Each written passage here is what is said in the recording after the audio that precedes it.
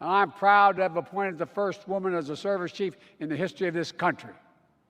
Clap for that. It is my esteemed pleasure to introduce Mr. and Mrs. Donald Trump.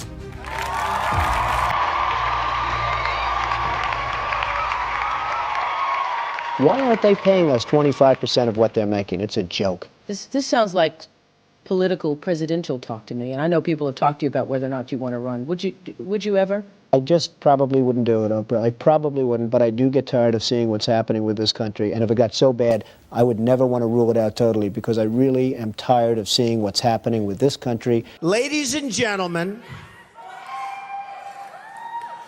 I am officially running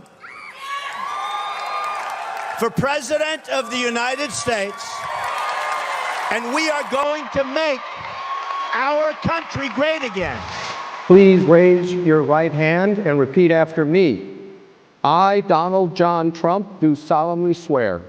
I, Donald John Trump, do solemnly swear that I will faithfully execute that I will faithfully execute the office of President of the United States the office of President of the United States and will, to the best of my ability, preserve, protect, and defend the Constitution of the United States. The Constitution of the United States. So help me God. So help me God. Congratulations, Mr. President.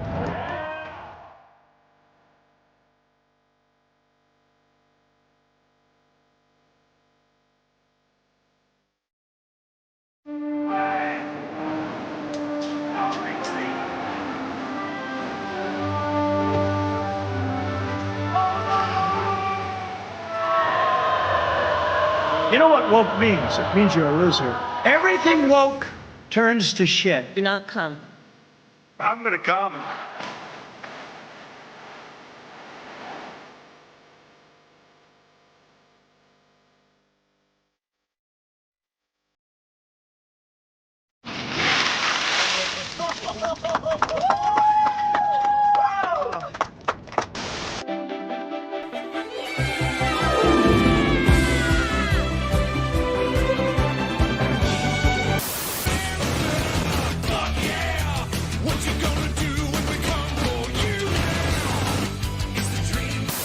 Excuse me, where's the lobby? Down the hall and to the left. Thanks. Booster now hovering as it aligns with the tower for catch. Booster coming in. As I fight through the battle with the party of death, I take a look at our right and realize they're barely left. Can we get serious now? Over the course of your life, you will find that things are not always fair. You will find that things happen to you that you do not deserve and that are not always warranted. But you have to put your head down and fight, fight, fight. Never, ever, ever give up. Don't give in, don't back down, and never stop doing what you know is right. Because this moment is your moment, it belongs to you. America has always been the land of dreams because America is a nation of true believers. And it's why we proudly proclaim that we are one nation under God. The story of America is the story of an adventure that began with deep faith, big dreams, and humble beginnings. And we are going to make our country great again.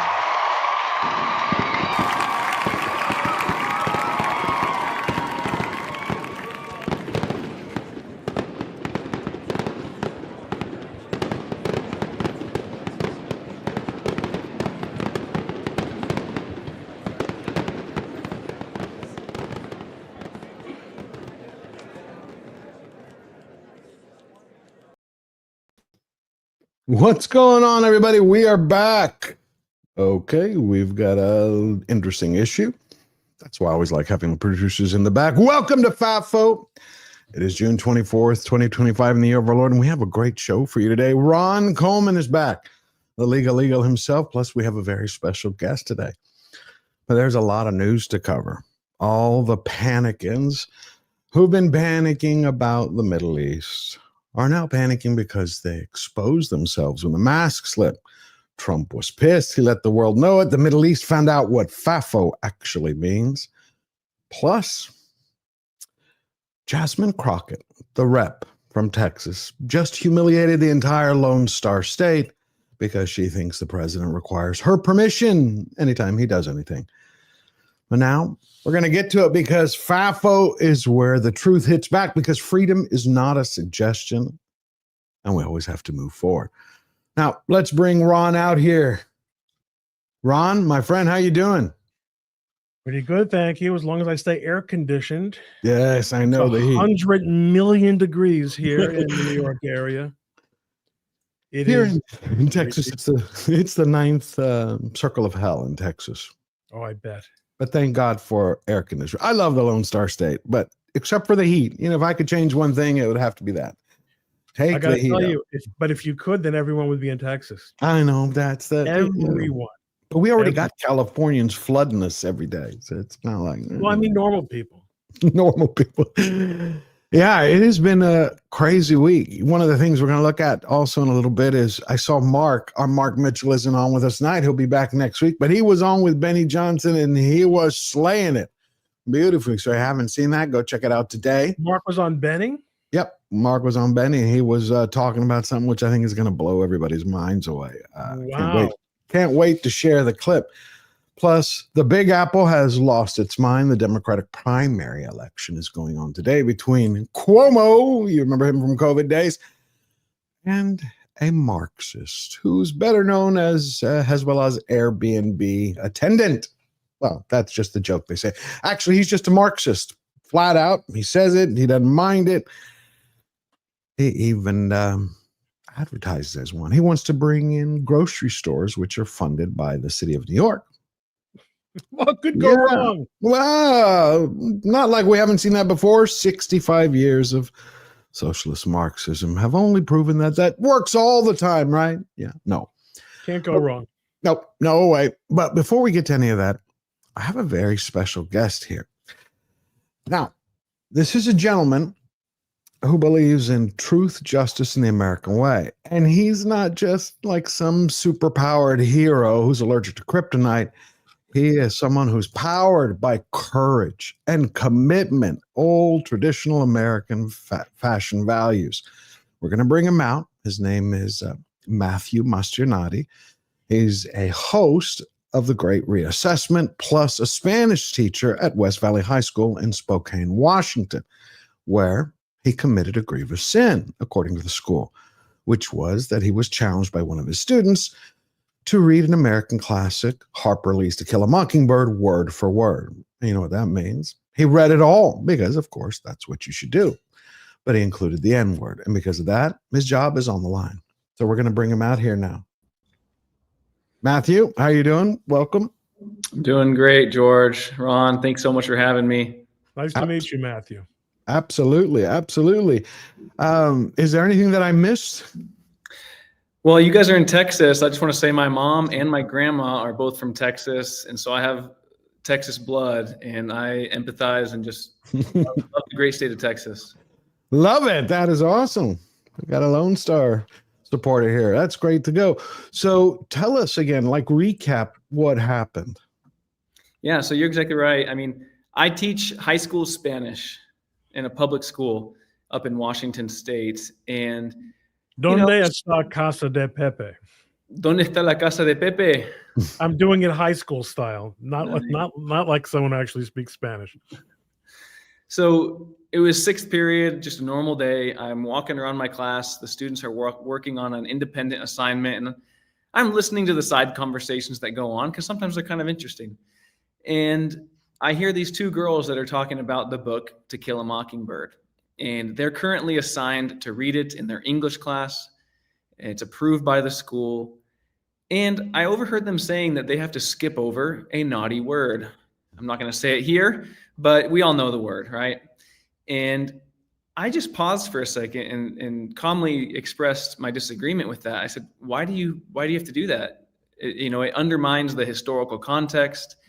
It undermines the author's intent to use historically accurate language to depict history at a certain time, and you distance yourself from what the author intended you to feel, and you miss an opportunity to confront history, even though it's difficult.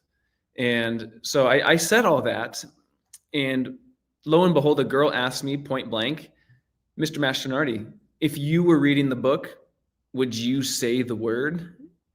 And I'll admit I laughed a little bit, but I said, yes, of course. If I was reading from the text, I would read every word. And then that's when a boy whipped out the book. He flipped to the exact page, and he handed me the book, and he said, all right, let's see it. Go for it. And I felt like I was past the point of no return. I would either be a hypocrite and a coward in front of my students and then potentially, lose some respect, or I could let them see that, I'm not afraid to provide them with real context and real meaning, and to try to help them facilitate, just some critical thinking skills, and to display for them. It doesn't matter if you're white or black or Hispanic. You're allowed as a reader to engage with this text honestly. And that's what I was trying to display for them, because they grow up in a society that tells them, hey, if you're white or if you're whatever color, if you're going to read this book, you have to do it on certain conditions. And right. I think it's wrong. It's like they want you to be limited. You did exactly what was right. You stood up. You were courageous. You showed the students this is how you should be. You shouldn't be afraid. You shouldn't self-edit or self-censor. I think Ron would agree completely with that. You're muted, Ron. Ron not only agrees, Ron has refused to unmute himself with respect to that issue himself. When I was litigating the Slants case, which was about magic words that might make the very heavens melt if you were to utter them or register them as a trademark, I attended a panel at American University School of Law in Washington, and we were talking about this sort of Voldemort principle, that the word gives all kinds of power. And I said, it's ridiculous. And throughout the course of the program, I kept saying, well, this was while the case was pending. And just for listeners that are unfamiliar with this, the question before the court was, could the statute that said you cannot register a disparaging trademark survive challenge from the First Amendment? And I said, look, the reason the USPTO, the Patent and Trademark Office, is so insistent on this is because there's one trademark. There's one magic word that they're terrified they're going to have to register, because we know the world will come to an end when they register it. And I repeatedly said the word. And I'm not going to risk your demonetization, George. But how did they handle that when you did? Everyone was fine. Everyone in the room was fine, except that in the history of that panel, which is an annual free speech, I forget what the word is, but it's an annual free speech panel that they publish in their law review the entire transcript of. In my year, they didn't print the transcript. Unbelievable. I think that's exactly what, it's shocking. A free speech panel where they won't print what actually occurred because of a word. This is what I was talking about before when we spoke a couple of weeks about the slippery slope. Thank God we have Matthew here, who is standing up for these principles, because he's leading by example. Matthew, we cover a lot of pop culture on the other shows that we do. And, you look at Superman, the new movie that's coming out pretty soon. Everybody looks at it. And there are heroes that are in the trenches every single day, just like you. And I think there's another hero we need to meet to fill in more of the story. And that's your brother. Your brother, by what I understand, who resigned in protest to support you. Yes. So we were working at the same school, and there he is. He worked as a fellow teacher right across the hall, and we had 3 good years together. And it was just a blast, seeing your brother every day at work. Yeah. And, But you guys must have known that. I mean, you, Matthew, must have known. Andrew, you came in after the deed was done and stood up for your brother, which is extremely, is very, very admirable. Right. I mean, I think it was just the correct thing to do, because had I not done that, I think it would just show that I approve of the decision that was made. But Matthew, you don't doubt, do you, that I'm not familiar with have you filed a lawsuit? Are you seeking to file a lawsuit? We are trying to give the school board time to make the right decision. And so that comes down to tomorrow. They have one final opportunity to reinstate us. Okay. How do you think that's looking? I mean, you have any feeling or any word, anybody who's kind of guiding you which way the wind is blowing? Do they look like they're going to dig in their heels? Maybe. I could see it going either way, to be honest. What's not a good prospect is that they posted my brother's job. Well, one Spanish job got posted. It could be mine. It could be his. I mean, we don't know exactly. You both teach Spanish? Yeah. Different grades? No. How big a school is this that there are 2 Spanish teachers? There's actually 3 Spanish teachers total. We have about 1,000 kids. It's a pretty big school. The first day of school was always interesting because kids wouldn't know which Mr. Mastronardi to go to.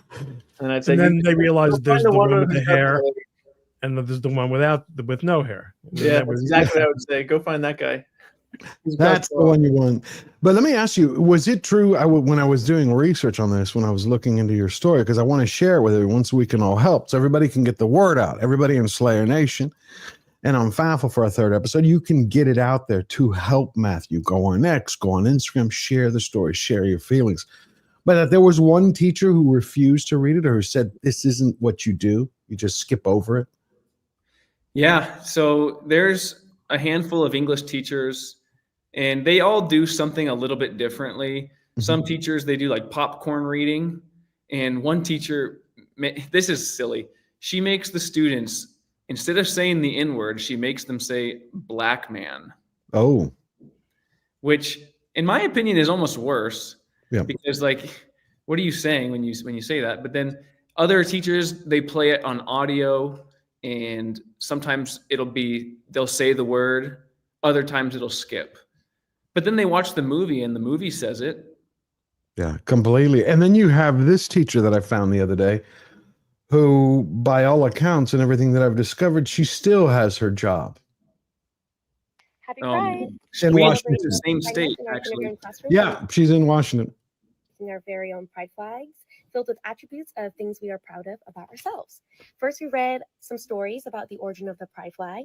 Then we watched a video about what each of the colors of the pride flag means, like how red means life, orange means healing. Then as a class, we came together and we came up with a list of things that we're proud of about ourselves, like our names, our cultures, our languages, things that we're really good at. And they got to pick 6 of their favorite attributes about themselves. They added into their own pride flag. They picked colors that meant something to them. And we wrapped up by talking about the importance of celebrating all the things that make us who we are and celebrating the diversity in our community. So Harper Lee loses out to Rainbow, basically. I think that teacher, her last name is Sin. It's just icing on the cake, right? So where are you going from here after tomorrow's hearing? Like, if it goes your way, you go back to the school, right? Yeah, I mean, we want them to overturn the decision to bring us both back and have, preserve some professional dignity. We don't want to be treated any differently. Is there a union in your school? There is. I am not a dues-paying member, and they have given me no meaningful help. They've actually actively resisted me this whole time. Okay. Was this just a straight out firing, or was it a non-renewal of a contract? Were they just like, you crossed the line, that's it, don't let the door hit you? Yeah, it was a non-renewal. They were gonna let me finish out the school year, except on the second to last day of school, when this really blew up in the media, I was served papers that I had to vacate the campus, and I did not get to go to the last day of school. And Andrew can actually tell you about that a little bit. Yeah, all the kids were coming up to me and just wishing support, and just there was a feeling of sadness that by that time they had seen my resignation letter that both of us were not going to be coming back, and not one student that passed me did not wish it was not this way, and that we were both coming back for the next year. Can I just ask the one thing I might have missed? Did someone record you, or that's what they did? Someone recorded you, and you saw that it was happening? They were recording it? No, the recording was done in secret. The girl who did it, she was recording under her desk, and so you can't actually see me in the video, but you can see my feet, and you can hear me and reading the passage. And that video made its rounds around the school, and it eventually circulated up to the administration and the school board. Yeah, I can't play the video because it catches the word. Otherwise, I would play it. Is there any? Did they call you in, or was it just out of Yeah. So a few days went by and nothing happened, and the principal came to see me on my break, and he wanted to hear what happened, and he told me, "I think you made a horrible, horrible decision. This could get really bad." And he lectured me a little bit about how I shouldn't have done it, and he used the words, "You as a white male should not have said this," all the typical stuff. And I defended my point about what I was trying to do and what I was trying to teach. And then I got a verbal reprimand, and then it just like an avalanche. I started getting served papers of non-renewal. So let me ask you a question. He said as a white man, you shouldn't have said this. So by implication, if you were black, you'd be able to read it? That's the thought on everyone's mind. If I had slightly, darker skin complexion, would this be an issue? Right. If you had a higher melanin count, by what I'm hearing is, it wouldn't be a problem if you read it. I mean, how does that exist in today's society? I don't know. I think it's plainly obvious that if I was black, this would not be a problem. Andrew, have you experienced something like this before in the school? Have you seen it happening? Has it been like a slow march to the institution? Has you seen it change? I have. Honestly, no. That's why I think it's just an extreme overreaction. We had a great community. I mean, we probably still do have a great community out there in West Valley. All the teachers, and the administration we've held professional relationships with. Really no bad words to say about anybody or the school. Now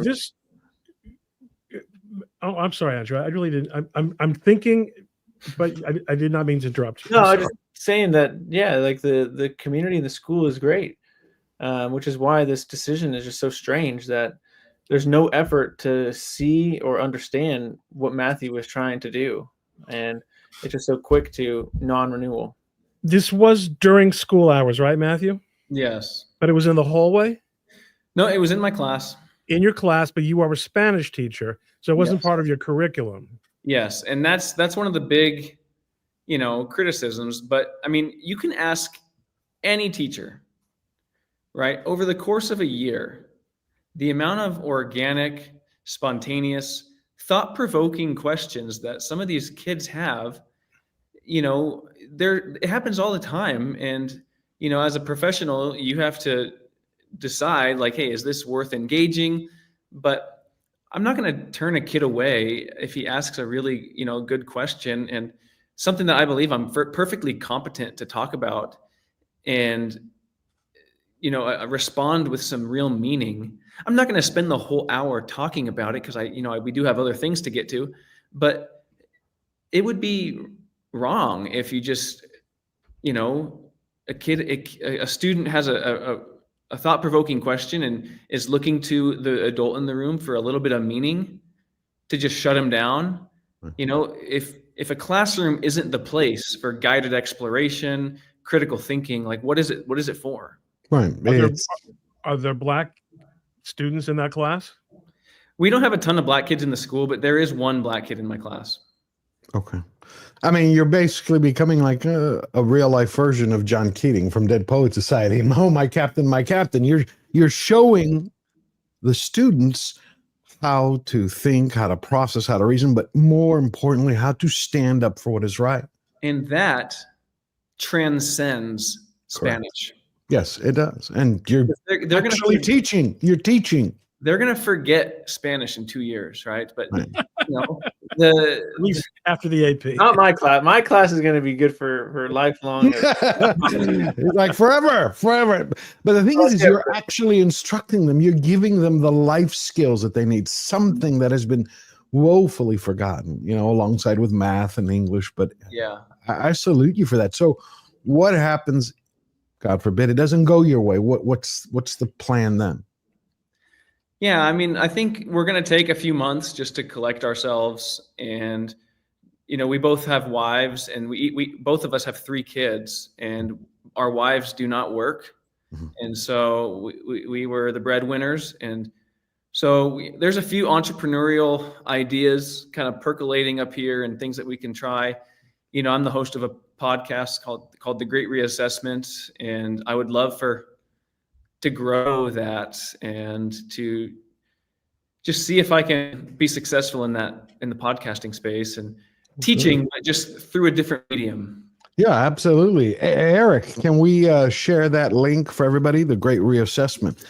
So everybody go to X, look up and support Matthew, Andrew, and also go check out his podcast, The Great Reassessment. How can we support you? How can we help you anymore? Yeah, so there's 2 ways. I mean, I would say prayer. I just pray for us that the Lord opens doors. And, you know, then there's also a give, send, go. Okay. It's not expected, but certainly appreciated. You know, as we transition into this uncertain time, if people want to support me financially, you know, we've been praying over every gift, and that the Lord would use it in a way that honors him, and, you know, and subscribing to the podcast and listening and helping me grow that. And, you know, we're in this together. So yeah. But we're going to do that. We also have a super chat. I think it mentions you from Mexican Iron Man for $10. Wow. What an honor to hear firsthand from Mr. Mastronardi. We need integrity in our educators, and I applaud and salute you, sir, for being a true educator with courage. Shame on those that censored you. And that's what it is. It's censorship.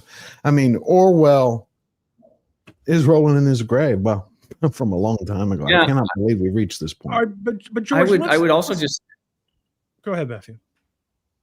So you talk about censorship, right? Like when we self-censor ourselves, right? Like it starts with the word, then it bleeds into entire ideas. And then it becomes about, are we allowed to tell the truth in schools? And let's look at the other consequences of that. We have, in our school, we had a girl who lost to a boy at the state track and field championships. 2 years in a row, she lost to the same biological boy. And people have self-censored themselves. They're afraid to speak out. They're afraid to speak the truth for the same reasons they're afraid to read To Kill a Mockingbird. Right. And that needs to change. 100%. I'm with you all the way. What were you going to say, Ron? Well, listen, schools definitely can and should control what teachers say to students in school. There's no question about that. What we have found, to our horror, is that the things that they want to control are the exact opposite of what they should be controlling. And the things that they have teachers talking about, like in that clip that you put up, George, are things that teachers have no business talking to children, especially young children, about at all. Instead of education, indoctrination. It's indoctrination. Yeah. There is, it's an uphill battle. I mean, I think we're asking, Matthew and Andrew are asking a school board in the state of Washington, pretty woke state, to do the right thing. Mm-hmm. and to swim upstream. And they probably don't have much to fear, legally speaking, because it is within, I would think that it would be within their discretion to make a decision like this. And, you know, Matthew and Andrew are a couple of guys I can tell not only from what happened here, but from what they have to say about their philosophies of life and the way they live their lives. They're fathers of children who are married to their mothers. Ladies and gentlemen, people who are married to their children's parent, who in the age group of Matthew and Andrew, all should get a medal. Absolutely. It's becoming the exception more than the rule. So you guys might find greener pastures elsewhere. And I have a feeling that if it hadn't been this, because you seem to be fairly young guys. Are you around 30? 32. 34. Okay. Sooner or later, it was going to be something else because you're independent thinkers. You have real family values, and I don't have to tell you. There's a reason, obviously, that you're not dues-paying members of the union, because teachers' unions are one of the most corrosive forces in American life today. I'm not putting those words in your mouth. That's my observation. And only thing I said is there's obviously a reason you're not paying those dues. So I certainly wish you all the best, and keep in touch with both George and me.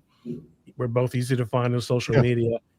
When you want to push something out or promote something that you're doing, we want to support you. I think everyone watching, everyone in the chat, people are going to want to support you because you are heroes. Absolutely. I mean, you're living in many ways what would be the classic American dream. Married, primary breadwinner, children, educator, teaching, instructing, but not only that, lifting spirits up. I bet you all the students have your backs on this. Do they? The students, they've rallied around you? They definitely do. Yeah. How about the kid who took the recording? Have you heard? This was actually a beautiful moment. On the last day of school that I got to attend, she came up to me and I could tell she was on the verge of crying, and she felt really bad, and she apologized for this recording because she didn't intend any harm originally. She just wanted to get it on her Snapchat and share it with her friends so she could feel validated that she caught like the juicy moment on film. Yeah, it was immature and irresponsible. I mean, she's only a kid. I don't know what grade she's in. Yeah, fresh. I hope she's not watching. Trixie, I'm sorry. I mean, nothing personal. Yeah, it's a kid being a kid. It's obviously didn't do it with any malice. The thing that I'm interested in is, has anybody else in a Washington State school read that book who was not white and read it all the way through and then was not fired or not renewed, had their contract renewed? That's what I'd be interested in. Yeah, that'd be worthwhile to look into. I know from previous graduates who have graduated within the last 3 or 4 years have come out and they've reached out to me on social media and said, I graduated in 2019 and my teacher read from that book verbatim. Yeah. And 2019 is more than 6 years ago. Yeah. And what I think is by far the most likely outcome, they're going to remove the book from the curriculum. That's how they're going to chicken out on this, is they're going to just plain make it, they're just going to disappear it. And and the irony, same thing with Huck Finn, the irony of what, again, the sort of Voldemort fetishization of magic words will be lost on them, because even as they're protecting the tender ears of the children from these magic words, while depriving them of the ethical lessons about racial justice. Yeah. In books like this. And what is going to be left? What's going to be left? Crayons. We're going to give everybody a coloring book. You're going to be in freshman year. Goes, here's your coloring book. Share your feelings. That's it, because you can't say anything. That's what we're getting down to if we don't fight this. we don't protect kids by banning words. We No. protect them by teaching them how to understand them. That's what we need to be doing. Absolutely. And that's exactly what you're doing. That's exactly what you're doing. Anything you need, you let me know. You reach out. We're going to be there for you. Everybody in the chat, everybody listening, and when we post again, they're all going to support you. I know the channel and everybody who follows Ron. I mean, we're all in the same boat with you. And I think what you're doing is heroic. Ron said it earlier, it's heroic. We do not want to live in a watercolored world where the only thing left are, people drinking their fair trade, conflict-free unicorn tears, and that's it. Well, you don't want that. You don't want to have all these, quinoa eaters or like Camden Cairns who goes, yes, did you see past the unicorn tears? Did you ever hear about To Kill a Mockingbird? No, but that sounds interesting. What about Harper Lee? You mean the one who's involved in a hate crime? I mean, could you imagine they're going to ban the movie next? I mean, that's how it goes, this kind of avalanche. And that's why what you're doing and your brother are doing are standing up to it. And I hope that you win. But if not, as God always opens up another door when one. That's right. Closed. You win either way. You never lose out by doing the right thing. And I mean, here it is important to observe. You didn't just decide to do this. You were confronted, I don't mean in an aggressive way, but you were confronted by students who wanted to know. And why did they ask you? Because they knew you were kind of a cool teacher. Yeah. They knew that you told them, that you said stuff that a lot of other teachers wouldn't say, and that you were a little kind of based, and they wanted to hear what you had to say. When you were confronted, you really didn't have a choice, especially once you answered the question honestly. So it's not as if you were looking for trouble. Here's being a teacher, a real teacher. That's what his crime is, being a real teacher, not a block commander or the fifth column. Well, I appreciate it, you guys. Thank you, Ron. Thank you, George. You're welcome. And we hope that we can stay in touch. Give me a follow. Give my brother a follow, because we're gonna have some new ideas coming out very shortly. Well, I subscribe to you on YouTube, and I can't stand podcasts, but I'll subscribe to that too. Why not? I never listen to podcasts, even though I have at least one myself, depending how you count them. That's different because I'm better. Well, thank you, Matthew. Thank you, Andrew. I hope to have you back and let us know what's going on. All righty. Thank you. Thank you. Good night. Good night. Great gentleman. What schmucks? No, come on. No, they did the right thing, and these seem like really mature, thoughtful guys. They are. They are, and I hope they win. But it's Washington State. I mean, I don't know its legal system. I don't, but you know how woke it is. I don't think they've got a legal leg to stand on. Really? Yeah, it's at will employment. Okay. Let's put it this way: if I told you a school had a zero tolerance policy on use of the N-word, right? Zero tolerance. Yeah. You might say, well, that sounds kind of out there. All right, but does a school have the prerogative to set such a policy? You would say yes. But what if you do have another teacher who is black, who reads the same book but has no trouble? Doesn't that then you would have a disparate treatment claim, perhaps. Okay. And maybe it's interesting, but I have a feeling these guys don't want to get involved in litigation.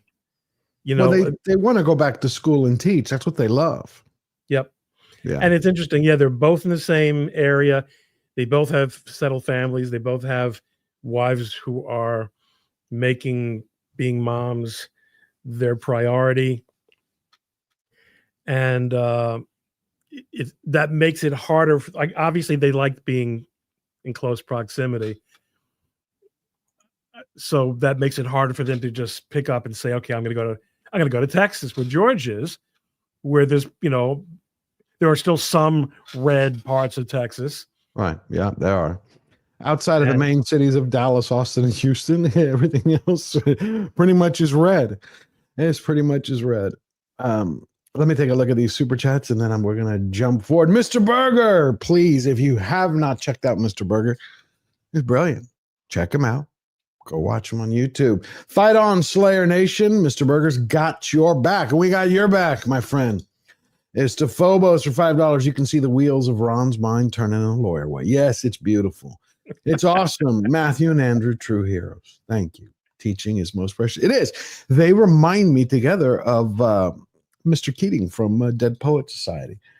And talking about that earlier teacher that we saw, the one from Washington State as well, who was basically trying to indoctrinate her students. Today, there was a House committee, Ron, on making the Doge cuts permanent. And you had Representative Brandon Gill from Texas. Yes, Lone Star State. Also, and yes, Brandon Gill, he's fantastic. He is, but we have to give it up to Brandon Gill. Doesn't matter what your politics are. Doesn't matter left, right, or anything. It's the fact that the man tried to keep a straight face from cracking up. I got 2 clips for you. The person he is questioning is the Democratic Party's expert witness. This one is called hashtag Transcendent Health, adapting an LGB plus inclusive teen pregnancy prevention program for transgender boys. I can't even say this without laughing. Do you think that that is a useful form of our tax spend? I am not familiar with that grant, but I think bench research, government investment in scientific and Teen pharmaceutical pregnancy research. for transgender boys. Do you think that is Like I said, he's trying not to just crack up laughing. Useful spend of our tax dollars? I think government investment in all kinds of scientific research is of the utmost importance. Including scientific pregnancy research. prevention for transgender boys. Okay. He cannot help it. I mean, how? It's like, how do they? Well, what I find out is, how does she take herself seriously, right? How does she look at him and wait? It gets better. Wait for this clip. Oh my God, Ron, you're not going to believe it. You have this one clip now. Here it is. Here it is. The amazing thing about her, by the way, is that she's trans. You wouldn't think so. Really? No, I didn't know that. No, not at all. There you go. This is a beauty. It was called the Center to Advance Reproductive Justice and Behavioral Health among Black pregnant / postpartum women and birthing people. Do you think that that makes Americans' lives easier and more secure? I think that medical and scientific research of all types. Do you think that that constitutes critical research? According to your testimony, NIH grants are critical research. I think that government research of all types in the medical Including all types. birthing people. I think bench research of all types plays a fundamental What is a role. birthing person? Sir, I am here to talk about the Doge impact. Well, I'm for asking working you about this families. grant and you're defending it. So I'm asking you who is birthing people? I am not familiar with this grant. Mhm. I take a position that all kinds of government research, medical, All kinds. pharmaceutical, Birthing person, a woman, is that another biological, word for female? that is outside the scope. Is she laughing? She started laughing, and she had to hold it in because, I know, but how? It's like, what goes through an individual's mind when they're saying this kind of crap? And it's like, you can tell that they don't believe this BS. Some of right. them, It's a they are script. radical. That's right. Trinoculus got it right in the chat. It's just a recording. This is what they were told to say. These people have they've given up their critical faculties because they're Bolsheviks. Bolsheviks, big. Talking about Bolsheviks, here we go. The Big Apple is having a Democratic primary. A Democratic primary for mayor between former Governor Andrew Cuomo and someone I like to call Hezbollah's Airbnb attendant on call 24 hours a day. No, he's actually just a bona fide Marxist, and he admits it. He's not ashamed of it. And you're going to learn a little about him tonight. Do I have to? Food prices are out of control. The cost of eggs and milk has skyrocketed. Some stores are even using dynamic pricing, jacking up the cost over the course of a day depending on what they can get away with. It doesn't need to be this way. I'm Zahran Mamdani, and as mayor, I will create a network of city-owned grocery stores. It's like an option for produce. We will redirect city funds from corporate supermarkets to city-owned grocery stores whose mission... City funds, wait a minute, redirect from corporate... Are city funds being used in some way to support corporate grocery stores? Not that I know of, but I mean, I create a new program where we redirect funds. Like, I don't believe there are funds that are currently allocated. First of all, everyone, people from out of town should know that virtually no part of Manhattan hosts what anyone from any other part of the country would recognize as a supermarket. Right. They're all small grocery stores.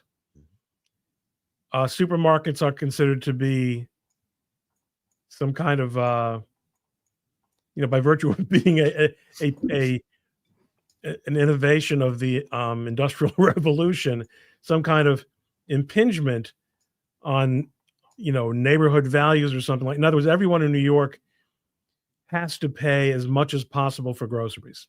Right. But how can he do this legally? That's what I'm just curious. Like, he can do it as mayor of New York and say, okay, we're going to fund a whole chain of grocery stores where we're going to give away most of the items for free or at below cost because it's going to be funded by the taxpayers of New York City. Don't the taxpayers have some say about that? Why? I don't even understand your question. Do you have any idea? Of course you do, George. Yes. Of what is already? Yeah, I know the crazy stuff. It's just that this is so out there. I really, at first, when I saw the commercial a couple of weeks ago, I believed, okay, this is it. New York is going to pull the string and snap back. Nope. I have interview after interview with people on the street, and we're going to see in a second, basically stating they think the thing that New York needs is because the disparity between the haves and the haves not is so big that he goes, New York needs a little bit of socialism to equal everything out. I couldn't believe I ever would hear New York citizens say that. Straight-faced. As long as the rich people stay around and pay their taxes, that'll work out fine. As long as they stay around. Good point. Prices, not price gouging. These stores will operate without a profit motive or having to pay property taxes or rent, and will pass on those savings to you. Grocery prices are... That's him. Now, here's the other clip that I found fascinating, is who really is this Democratic primary candidate for mayor. He seems to, based on interviews, and someone put a collection together after a reporter interviewed him, that he does the same thing that Hillary Clinton did, that Kamala Harris did, which is change his accent. Every different interview. And she calls him on it. And listen to his answer. Because I think that New Yorkers, more than they hate a politician they disagree with, they hate a politician they can't trust. On the subject of trust, you've adopted different speaking accents in different scenarios. But they go to their local bodega. Is there one that's real and that's affected? What I would say is, as any immigrant knows, having been born in Kampala, Uganda, and then raised in South Africa and moving here when I'm 7 years old, is there are different parts of my life. So you change your accent depending on who you're speaking to. Wow, listen to him here. Worldwide tour is a worldwide tour is a worldwide tour. Mamdani was talking about a worldwide press tour back when he was a rapper. Bring the flavor to the fish, bring the flavor to the rice. In a Disney movie directed by his mother. Nepotism and hard work goes a long way. Here in New York City, this is how I speak, because I think that I know a lot of people who immigrated to America and they spoke the way they spoke. It didn't change when they were talking to me or the grocer or their CPA. Wow. It's just... He's obviously an all-around bullshit artist. Yeah, bullshit artist. And that's the world that New York City is living in today. And they deserve everything they get. it's going to be an absolute. It's going to be just. I mean, they never learn. They look at San Francisco. They look at Portland. They look at Seattle, cities that have destroyed themselves with progressive economic and social policies. It just reminds me of the Cloward Piven plan. It cannot be happenstance. It's like, okay, we saw it in San Francisco. How many companies picked up and left after they were robbed incessantly, where the security guards and the police can't really do anything because they can't jail them. They can't cuff them and take them away. The homeless, the needles, the poop on the ground. And then this guy's like, yes, I'm going to bring that progressive utopia of shit right to New York City. How many times have we seen 65 years of socialism has failed? Red lines, soup lines. It doesn't work. But yeah. It's real. Come on, George. You know, real socialism. I know it hasn't been tried before. I know. Never been tried. Oh, it's never been tried. It's like that guy. Remember the guy in the riot, in the LA riots? Who he had a big Mexican sombrero on. And they asked him, what is it that you want to get out of these riots? What is your message to President Trump? Well, after he said a lot of derogatory words like go away Trump, he goes, it is to rebuild America as a true socialist ideal. And he's like, but socialism has been tried before. No, not the real socialism. Well, he's like, can you point to one country that you can reference? He goes, no, they didn't do it right. Well, what they really mean is not the socialism that benefits me personally. Yeah. It's like, like, George, this is too easy. I mean, like, you know, like what can we add here? I mean,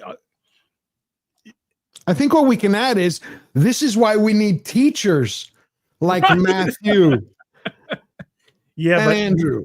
But teachers who say the N-word, oh man, I know. That's something else. But I think this goes right into what we've discovered right after the interview. This is exactly another reason why we have indoctrination camps, because you don't want to have critical thinking students. You don't. And it started way back. I remember when Bush put out the, No Child Left Behind. There are dreamers. We got to build their dreams for the future. How about building critical thinkers? How about building warriors, fighters, people who can stand on their own 2 feet and challenge you? Nope. They want vegetables. So it's pretty insane. I think the other, as we slowly start to wind down, the other thing that I found interesting was President Trump today became the first president of the United States, at least in modern era, who was not caught on a hot mic, but who actually said the F word. He dropped the F-bomb just right there live. It wasn't like Biden being caught on a hot mic like fuck this or Clinton. Nope. It was just out there for the world.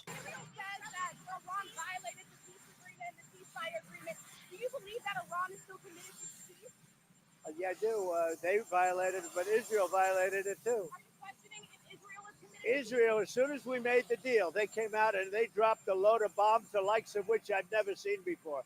The biggest load that we've seen. I'm not happy with Israel. When I say, okay, now you have 12 hours, you don't go out in the first hour and just drop everything you have on them. So I'm not happy with them. I'm not happy with Iran either. But I'm really unhappy if Israel's going out this morning because the one rocket that didn't land, that was shot, perhaps by mistake, that didn't land. I'm not happy about that. You know what? We basically have two countries that have been fighting so long and so hard that they don't know what the fuck they're doing. That is priceless. You cannot. But you know what I think that was for, Ron, in my opinion? I think that was for his meeting. I think that was sending a message to NATO. I think that was sending a message to NATO, because 45 minutes after that, there were 3 articles coming down how you already had France and Germany and 2 other nations who had agreed to raise their costs for defense above the 2.5% of GDP to 4.5%, some to 5%. I think he sent that message directly to them. Like, it's Godzilla Trump is coming, or King Kong Trump, whatever you want to call him. I mean, it was so, it went so well that even you had Ukraine's president. He put his Temu suit aside and actually put on a real suit. He did. He put the Temu pajamas away and actually got dressed up. Dressed for work. Maybe Jim Jordan will be next. Jim Jordan. But you know what I've noticed the last 2 weeks, and I always think this is a good thing. It's like I had written a post I had replied under one of your brilliant posts, and I had stated that, Trump was not a career politician. It's not someone who needed to run in order to get a book deal, secure power, get a job with a private company, later become a lobbyist, make money. He had it all. Fame, money, buildings, women, jets, you name it. Better life than he did when he was a president. So after he took a bullet, right? Again, he had a choice. After all the years he was facing when Biden's DOJ was coming after him, political persecution, he still moved forward. And so I'm like, that man, even though some of his policies once in a while I disagree with, he has my support. He has earned my trust. So I'm just going to wait, keep powder dry, and see what the hell goes on. But so many people, Ron, turned against him like that. Yeah, people feel that they need to have these fast takes. It's a big mistake. Yeah, it's like I was watching Alex Jones, right? And there was at one point where, and obviously he didn't say this, but this is what it felt like. It's like, okay, gentlemen, he just bombed Iran. And then he comes out and he's like, we're seeing the president come out of the Oval Office. Did you see his eyebrows? They were looking to Israel. Did you see Stephen Miller? He winked once and scratched his crotch twice. And then a reporter like, well, no, Alex. Well, hey, Kiki. What'd you say, Alex? Well, Kiki, tell us what you saw. He didn't scratch his ass twice. It was 3 times. I got it on a confirmed source. Hey, the blow by blow was ridiculous. It's like you either I understand being burned by politicians. We've all been there. We hate it. I despise it. But when a man bleeds for you, can you question his policies? Absolutely. United States of America, that's healthy.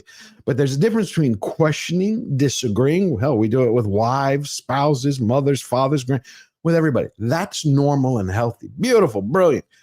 But to turn your back and betray the man? No. I find that disgusting. I do. I find it disgusting. It's like, it's like if I were Trump, I'd be like, have you guys earned my trust? Just need a little bit. Just hold on. I agree with you. Yeah, it's just, it caught me off guard, the amount of people who came out of the closet. Well, the only person who didn't shock me was Candace. I don't know what the hell has happened to Candace Owens. She absolutely has lost it. She was not this way before. And no, of course not. And I'm wondering, and I'm curious to your take on this. Do you think maybe the whole MAGA Candace was an act and this is the real one? Like, no. you don't? Okay. No, I think something snapped. Okay. Or she came into the influence of her husband, who I think is similarly inclined. I'm not familiar enough with her work. Okay. But the impression I have is not, I think she was always what she seemed to be, but now what she seems to be is really a lunatic. I mean, it's one thing to say, there are lots of people who don't like Israel's policies and who don't like Israel. And there are people who don't like Jews. Right. But to say that Mengele's inhumane human experiments, they can't be real because no one would do that. Yeah, it's crazy. I challenged her to a debate. She don't know who the hell I am, but I was like, come on, anytime, any place. My grandmother survived 3 years of Auschwitz. When I was a little kid, I had my head on my grandmother's stomach. And she said, no, not there. And you know what it was? She had seen Mengele. She was operated on. They removed her gallbladder. no anesthesia, to see if they could survive the surgery. Period. Spielberg had interviewed her. And so I've always wanted to be like, do you know how many stories there are like that? My grandfather witnessed they would feed people coal. Like, how much coal can we give this person, this individual, before they die? I mean, they just did crazy shit. Some of it to them may have had method. Some was for experimentation, but they were monsters. So when Candace Owens saying she made this video, guys, where it was basically stating that Mengele, the surgery of what was it, two halves? It was taking two halves of people and sewing them together. She's like, why would they do that? That just doesn't make any sense. So of course it wouldn't happen. This is fantasy land. Anyway, she's gone around the bend. God be with her. We have two more clips and then we are out of here. This one I thought was really done well because people keep asking, how would the bunker busters work? And I thought I went digging around to find what looked like the most reputable. It's the same voice you've probably heard a million times, but after researching it a bit, it was pretty fascinating. Here we go. How does the US GBU-57 bunker buster penetrate 60 meters of concrete? It may look like an ordinary bomb, but this 13.6-ton giant is built to destroy underground fortresses. Imagine a B-2 stealth bomber dropping this steel monster from 30,000 meters. It falls so fast that when it hits the ground, it slices through concrete like cutting through tofu. Its warhead isn't ordinary metal. It's forged steel alloy that resists heat and pressure, ensures it keeps its solid steel form at the moment of impact. Adjustable tail fins make it dive with missile-like precision, with perfectly calculated angle and speed. But the real power is inside. It doesn't explode right away. Instead, a special fuse helps it dig deep into the ground before going off. Some versions even explode in stages. First, it drills a hole, then pushes the main warhead in deeper, and finally causes a huge explosion underground. Pretty cool. Pretty cool. Pretty cool. Amazing that, I mean, I remember when it's, they were saying the Iranians aren't going to let happen to them what happened to Iraq. They're going to build them deeper. And I remember, thinking, I'm not an engineer and I'm certainly not an expert on ordnance, but I guess the thinking is there simply is a limit to how effective, just how much of a bomb you can have. And these engineers just basically said, hold my beer. Hold my beer. But of course, 2 hours ago before the show, CNN got one of the leaked assessments from DOD, and they went live right away saying that we have one of the assessments, and it states that it really didn't do that much damage. So, of course, the White House press secretary came out and basically said, you got it from some loser, and y'all are losers. Of course you're losers. It's like, why would you share that? They're like dozens of assessments, and like the assessments aren't complete. But since Mark Mitchell is not here tonight, I want to share a clip from him, how everything has gone since the rioters from LA with Trump's deportation plans and everything, where he's at in the polls. You're going to be stunned by this. Come on, here we go. Where'd you go? There you are. Come on. There it is. However, in spite of all of it, Peace is polling very, very well, and Donald Trump is still polling historically well. Is that a correct take? Yeah, 100%. If you look at, I don't have them here, but our approval chart where we overlay every single prior president going back to Obama 1, we have all that. I should have prepped it. I'm pretty sure. Oh, there it is. It's been updated. The red line that you've circled there is getting awfully close to that purple line. Wow. It's way closer in the recent chart. I don't know. I think it's going to cross, and it would be awfully ironic if literally the month that Donald Trump ended Iran's nuclear ambition after a failed $100 billion Iranian nuclear bill that Obama got passed in 2015, a deal with Iran. The same month that Trump 2.0 crosses Obama 1.0 approval. I think that would be really poetic. So I'm going to have to keep watching that Here and see what comes. happens. So you're because saying that's politics Jesus there, and Trump's about to outperform him. you're saying that President Trump is about to beat Barack Obama for being the most popular president in our lifetimes. At this point in the term and going forward, yeah, 100%. In modern history. Isn't that beautiful?